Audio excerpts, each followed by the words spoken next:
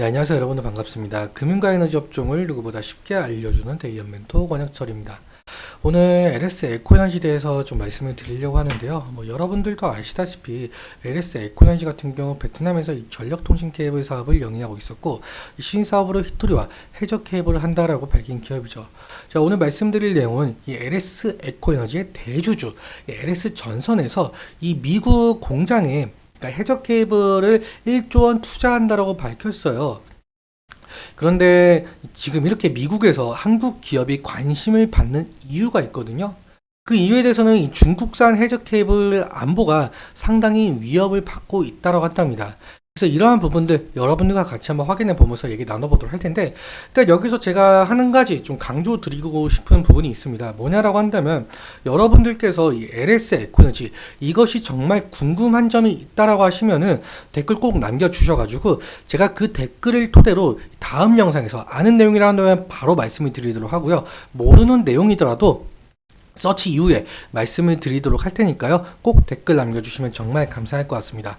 그럼 LS 에코너지 바로 보도록 할 텐데, 일단 LS 에코너지 같은 경우 베트남과 미얀마에 자회사를 두면서 이 초과압 케이블이나 이 배전 케이블, 통신선, 이 벅스터트 사업을 진행을 하고 있었죠. 그리고 아마 작년 이맘때쯤이었을 거예요. 그때 당시에 LS 전선 아시아였죠. LS 전선 아시아 측에서 이 해저 케이블과 히토류를 신사업으로 추진을 한다면서 사명까지 LS 에코에너지로 좀 변경을 한 바가 있었습니다. 오늘은 여기 해저 케이블에 대해서 말씀을 드리려고 하는데, 일단적으로 이 해저 케이블에 대한 정의 좀 알고 가도록 할게요. 해저 케이블의 정의는 이 해저에 부설되어 이 통신 또는 전력용으로 사용되는 케이블이라고 한답니다. 그러니까 해저에 있다라는 소리인데, 지금 현재 이 해저 케이블 시장이 상당히 치열하다고 한답니다. 해저 케이블 같은 경우 일단 왜 이렇게 각광을 받고 있느냐라고 해본다면, 현재 러시아 우크라이나 전쟁 아직까지 좀 지속이 되고 있는 상황이죠. 도대체 언제 끝날진 모르겠는데, 아무튼 이 러시아 우크라이나 전쟁과 그리고 중동 정세도 상당히 악화가 되고 있는 상황이에요.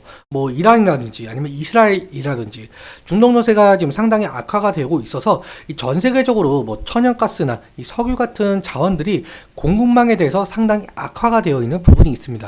그래서 이 신재생 에너지 쪽이 상당히 부각을 받기 시작했는데요. 이 중에서 이 해상풍력 발전을 하는 나라가 많아졌고, 만약에 이 해상풍력 발전으로 전기가 생산이 된다면 이 바다에서 육지로 대규모로 전력을 끌어올 수 있는 해저 케이블이 완전 필수적이죠. 그리고 또 앞서 이 해저 케이블에 대한 정의가 이 전력 케이블의 역할을 말고 이 통신 케이블의 역할도 있다라고 말씀을 드렸잖아요. 현재 AI 산업 발달로 인해서 이 대륙 간의 통신 전송도 상당히 중요하죠. 각 대륙 간의 통신을 주고받을 수 있게 하는 역할도 진행이 되고 있기 때문에 이 해저 케이블에 대한 관심도가 현재 상당히 높아지고 있다라고 보시면 될 것 같습니다. 그래서 실제로 LS 전선에서 이 미국 해저 케이블 공장이 지속적으로 지금 현재 투자를 하고 있는 상황인데요. 그런데 사실 미국 입장에서는 이 우리나라 기업의 공장 건설이라든지 이 투자에 대해서 좀 반길 수밖에 없습니다. 지금 현재 미국 같은 경우 여러분들도 아시다시피 중국을 상당히 견제하고 있는 상황인데요. 그런데 이 뉴스를 보시자면은 현재 중국은 이 해저 케이블을 수리하는 척 하면서 이 데이터를 도청하거나 이 손상시키면서 스파이 행위를 한다고 한답니다. 그래서 이 CNN 뉴스에서도 이 안보 위협 가능성이 높다라면서 이 중국산 해저 케이블에 대해 경고를 하고 있는 상황이죠. 그래서 이러한 이유로 인해서 이 미국이나 다른 나라의 입장에서는 현재 한국 기업들의 좀 해저 케이블에 대해서 관심을 받고 있다라고 보시면 될 것 같고, 이에 대해서 LS 측에 대한 이 해저 케이블이 좀 그러니까 각광을 받고 있다, 수혜를 받고 있다, 이렇게 말씀을 드릴 수가 있을 것 같습니다.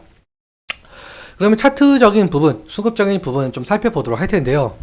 지금 현재 10시 21분을 좀 지나고 있는 상황인데, LS 에코너지 주가를 보자면은 지금 1% 정도 하락을 하고 있는 상황으로 보이고 있어요. 일단 먼저 지지라인 같은 경우도 상당히 중요한 점이 있기 때문에 제가 지지 라인 같은 경우 뭐 사람마다 보는 방법이 다를 수 있겠지만 제가 보는 곳은 이 구간이라고 생각이 들고 있는데요. 오늘 아래 꼬리 달린 것도 그렇고, 그리고 과거에도 이 부분에서 좀 지지가 일어난 모습을 확인할 수가 있어요.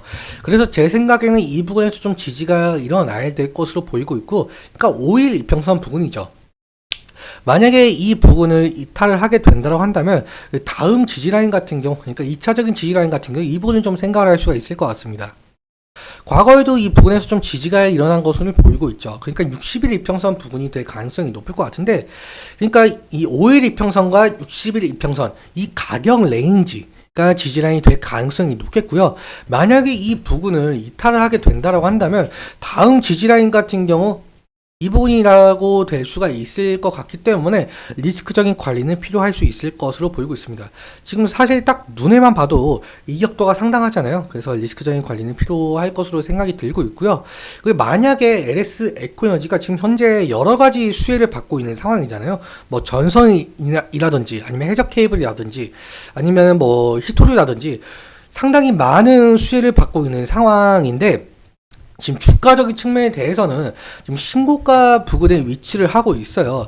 제가 매번 말씀을 드리지만 신고가 부근에서는 이 매수의 심리보다는 매도의 심리가 더 강할 가능성, 그러니까 차익 실현 매물이 상당히 나올 가능성을 좀 염두에 두시라고 제가 지속적으로 말씀을 드렸죠.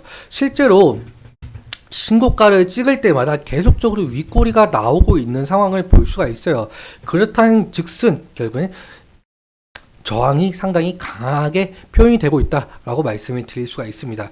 그래서 여러분들도 마찬가지로 상승시마다 뭐 차익 실현 매물이 나올 가능성이 높으니까 이 부분에 대해서 어느 정도 생각을 해주시면 좋을 것 같고요. 수급적인 측면 오늘 잠깐 보자라고 한다면, 지금 현재 제가 4월 29일부터 기간을 설정을 했는데 이 외국인 매도세가 어느 정도 보이고 있죠. 뭐 사실상 장이 끝나봐야 정확한 집계가 되겠지만 지금 현재 아침 기준으로는 외국인의 매도세가 어느 정도 나오고 있다.